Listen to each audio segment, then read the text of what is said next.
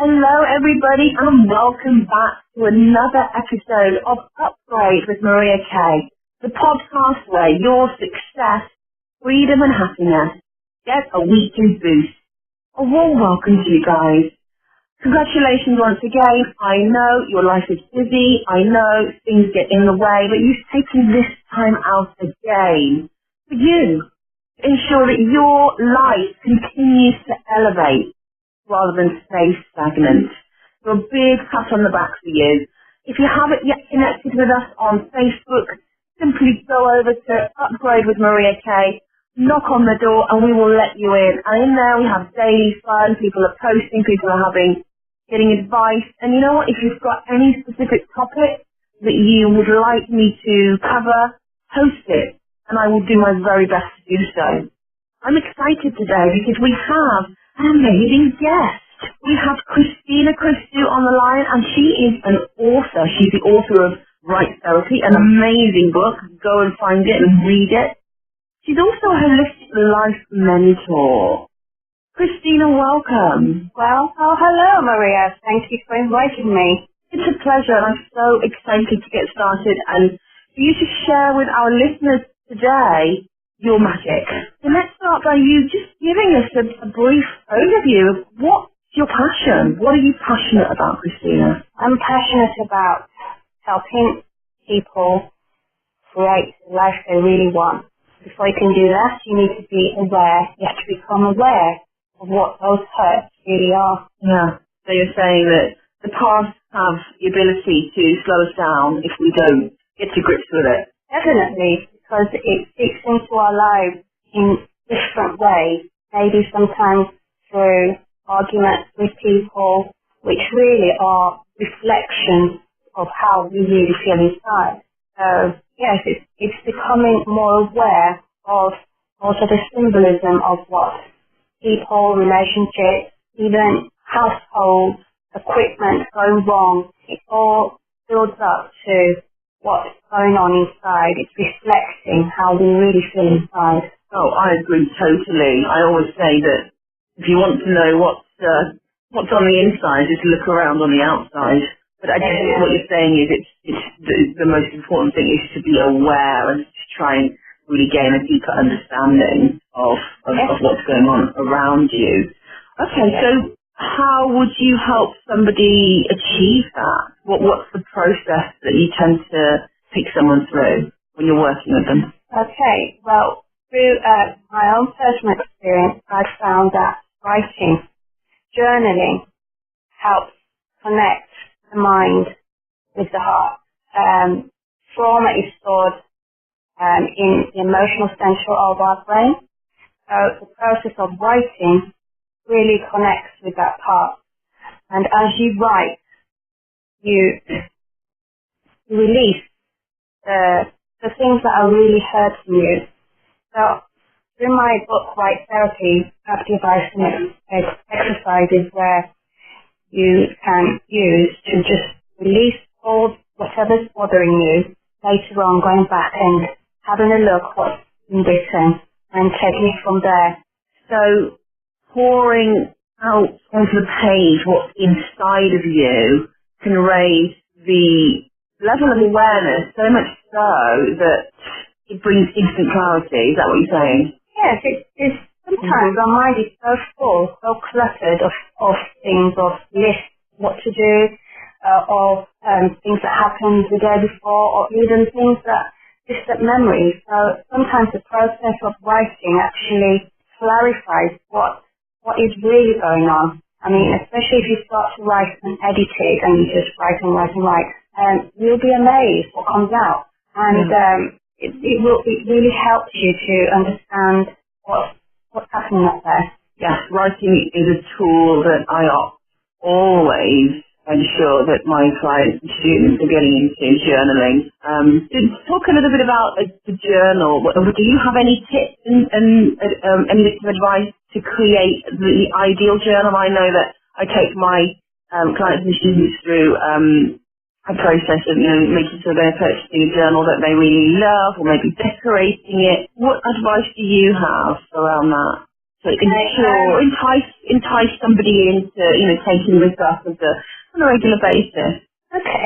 First of all, journaling should be a part of your daily life. It shouldn't be a chore. What I advise is to have a beautifully decorated one that gives your energy onto it, that imprints your energy. So it's a personal journal. It could be just something you thought that is really pretty, or you could actually decorate it and have a few notepads on the side where you just use as your release. In other words, there's an exercise in my book where you just take a sheet and write and write and write in the morning, and then you just tear it up. In other words, you're getting rid of whatever is bothering you inside your mind. But your beautiful journal is a place where you can write your inspirations, your list of gratitudes, which are your thank yous to the universe, or to just thanking life about whatever you are grateful for, and also writing affirmations, which are positive sentences that help you to focus on the positive. So that's my advice about keeping a journal. I remember reading that in your book, and that's an amazing tip, to have a journal that's beautiful and sacred, and one that you sort of spend time loving yourself inside of, and then another one where you just sort of, get it all out and no holds barred, and it just all comes out to be released. So I think that's a great tip, guys. Go out and get yourself a stack of just plain, ordinary notebooks that you don't mind sort of ripping up, tearing up. I'm loving this advice. Okay, so do you have any stories of your own, Christina, or of the people that you've helped to demonstrate to our listeners about how powerful the medium of writing has been, any sort of instant shifts that you've seen? I know I've got some in mind, but I'm always eager to hear more, and obviously have our listeners hear how that's played out for you, or any of your clients or students. Definitely. As I mentioned earlier, I have learned through my own personal experience that you move forward, you need to become aware of the past, of what's going on inside your mind. And the book Right Therapy grew from my own trauma of grief, through depression and anxiety. And I lost my mum 10 years ago. And through the process of keeping a journal, I had an amazing experience where I connected to something higher than myself, something, the divine, God, whatever people want to see that as. And as I was writing, my grief came questions, and not to anyone in particular, but what came after from writing was like an answer to my grief. And from that I realized I was channeling maybe God, maybe the divine, maybe angels, and it's given me so much comfort. So in my book also I have written how you can connect to this divine aspect of yourself, and it's very healing. So yes, I have taught this to my clients, and I've received lots of feedback where they found comfort also, especially when they've lost someone near to them. Oh, what a wonderful story. So through the act of putting pen to paper, and I talk about connection a lot. In fact, I've got a whole podcast that's your topic, and the importance of it in order to be able to raise the standard of your life, to upgrade your life. So, and that's a great sharing. Thank you for sharing that. So through the medium of writing, you developed a deeper connection or a higher connection. And as you speak, I always encourage listeners to go and find out for themselves what it is they are connecting to. It's never my intention, and as I can understand, it's not yours to dictate that to anybody. Yeah. So, and I love that you brought that in. So through that, you found a deeper connection. So how did that impact on the rest of your life, Christina? And I don't want to veer too far off the subject of the importance of writing and journaling, but I'm passionate about the whole connection thing, basically. So, and I want you to share, if you can, how that enhanced your life moving forward from that moment when you realised that actually that's what you were doing. You were connected and you were being guided in a very divine way. Well, that changed my whole perception to myself, to life, to what life and death means, and also that it's reassuring to know that you're not alone and you are guided every step of the way, and it's just about stopping and listening and actually taking note of the things around you, the people around you. They are all there. On a journey, we all have our own journey, but we are all on a journey together. We are all interconnected. It's like a beautiful dance of energy. And yes, there are clashes, and yes, there are upsets, and things do go wrong, but it's all like a beautiful dance.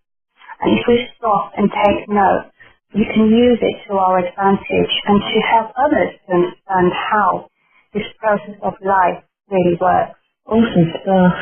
Oh, it's a powerful tool, guys. So if you're listening and you're thinking, oh, what a chore, just start by writing. I mean, when I first started writing, I didn't get a journal. It was too daunting for me. So I used to just take sheets of paper from the printer and write without pressure, without it having to be a certain way. And I actually remember that being quite manageable at the time. So that's a little tip from me. If it's all a bit daunting, and to start to create a schedule where you have to write at a certain time of day that, would sort of be a little bit too much for you, set the intention. Ask for the support, and we talk about the unseen supporters, right, whatever label you want to give them. Ask for support and say, say out loud, I know this writing thing is good for me. I'm not sure how I'm going to implement it into my life. Please help me. Please provide me with enough inspiration to pick up pen and paper and then see what happens.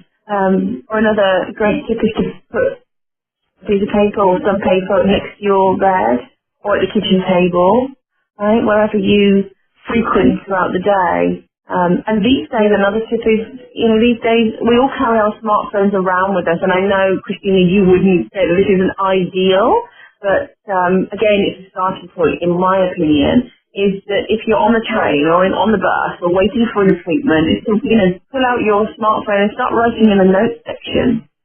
Right? I know there's a lot of benefit to actually picking pen up, putting pen to paper, and just the whole art of, and I know you talk about this in your book, Christina, the brain and sort of hand coordination. Maybe you can talk about that in a second for us. But, as a place to start off, typing it in the notes section of your iPad or your iPhone, is a start.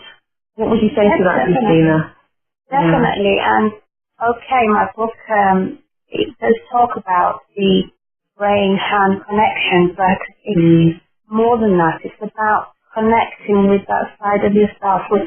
It's a way to connect with your inner self, writing. So you can use your laptop, your iPad, or your smartphone. It's about that connection and getting what's inside your mind, somewhere where you can see it. And as I said, the mental chatter in our mind sometimes prevents us from knowing what we are really feeling. I mean, we feel emotions. We may feel anger, depressed, grief, upset, but we can't verbalize that enough or clearly enough when so many things are going on in our head.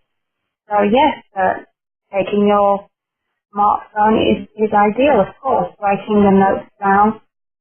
Any way you can release those thoughts into words is perfect. Yeah. And that's happened to me many, many times when I've been in a situation where I had so much going on in my mind and so much, weighing me down. And just after, 5 minutes just typing on my smartphone, if I didn't have my journal available, because let's face it, guys, we don't always want to carry big cumbersome journals around with us all the time. It then becomes, for me, a chore anyway. And also, one thing I will share is that I've been living on a beach for 4 months. And oftentimes on my beach walks, I love to do them in the morning and at sunset if I can. If I've taken my smartphone with me, which I didn't always do, I will record as I'm walking, right?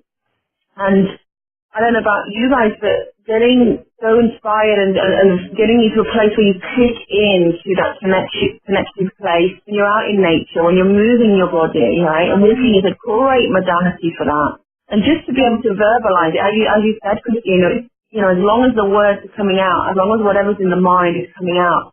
So if you've got a setting on your smartphone or a dictaphone, one of the old-fashioned dictaphones, if you prefer to do it that way, it's again better than nothing, right?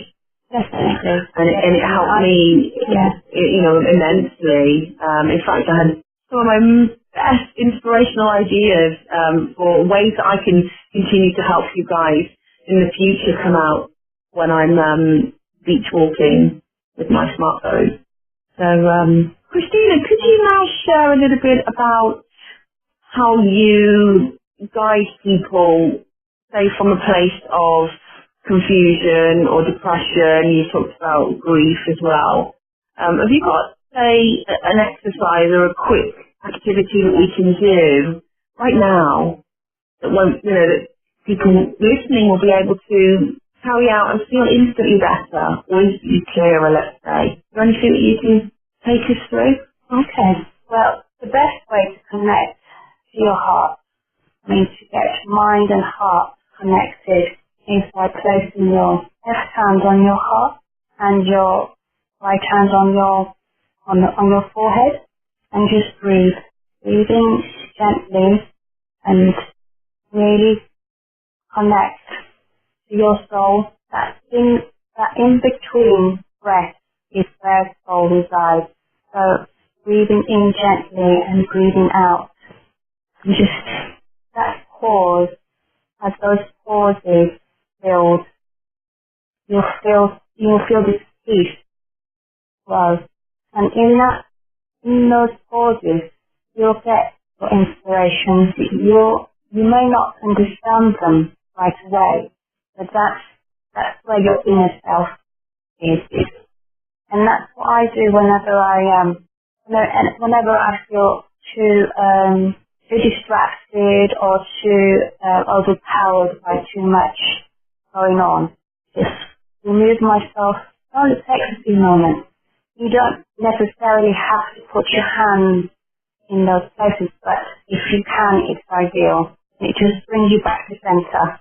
I just tried that, and that is powerful. How did you feel, guys, at home? Send us some comments in the Facebook group. Let us know how that felt instantly for you. Well, that's a great tip. Thank you, Christina. So, You're welcome. as we draw to an end, if I was to ask you for one final chunk of wisdom to share with our listeners today, what would that be? I would just say enjoy the journey. Enjoy the journey, because that's what we're here for. We're not here to necessarily be happy all the time. It's about experiencing the dark and the light. We are living in a world of duality. We are here to experience it all and to take whatever we can from the lessons that are presented to us, but just to enjoy the journey of self-discovery and be in awe, like a child, be in awe of everything. Beautiful, beautiful. I often say that the upgrade process isn't always going to be a bed of roses. And as you say, the lessons are there to help elevate us. In fact, I talk about how to convert our biggest breakdowns to our biggest breakthroughs. And I know that you've done that for yourself, Christina, a few times in your life. Is there anything you'd like to comment or share? Yes, I have been through many, many experiences, a very traumatic. Recently, I was diagnosed with breast cancer myself, and it was a shock to the system. But I often look at it in another way. It's part of my journey, and there were so many messages there for me that maybe were dormant through my journey of exploration of myself. I had been given messages through symbolism through my life that I was choosing to ignore. And life has a very unique way of showing us what you need to work on. And if you ignore those messages, they will come up stronger and louder until you take note. And I had to go back to the drawing board, use all my exercises that I'd already written, my right therapy, and all the things I've learned from my past learnings, and really reassess my life. And it's still a journey. The journey does not end until it ends. So we have every day is a new beginning. Every day is a chance to really put in the work, really decide what is it that I want, what is it that I need to do to make that happen. Well, thank you for sharing that. I think that ties in beautifully with how powerful your work actually is, the book that you've produced, because you went back to it and it supported you as you peeled off yet another layer, as you upgraded, yet another step up the ladder to create a blissful life. Well, how can our audience connect with you and get hold of your book, Christina? I know that I'm going to definitely recommend that they pick it up and read it. Where can they do it? How can they do that? It's sold on many online outlets, mainly on Amazon. You can go on amazon.co.uk. So for our international audience, for our international audience, is it .co.uk or is it Amazon.com? Yeah, so it'll be their equivalent. So just Google Amazon and it will come up. So for their equivalent, for their equivalent, they are, yeah. And the book is spelled Right Therapy, so WRITE therapy, right? And your name is Christina Christou. So go grab the book, guys. And are you available on social media for connection? Can they say hi and come and see you on Twitter?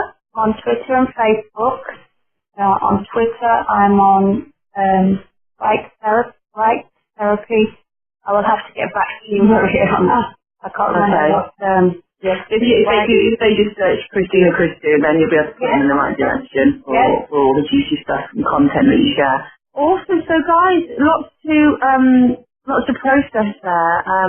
But if you were to leave today with one little tip, go and grab a pen and paper and keep it next to your nightstand. Keep it on your kitchen table, right? Start externalizing what's going on inside your mind and body. Release it out as if you were a balloon ready to pop, right? Let the air out, so to speak. So I'm leaving you with as much love as you can absorb in this moment. Christina, thank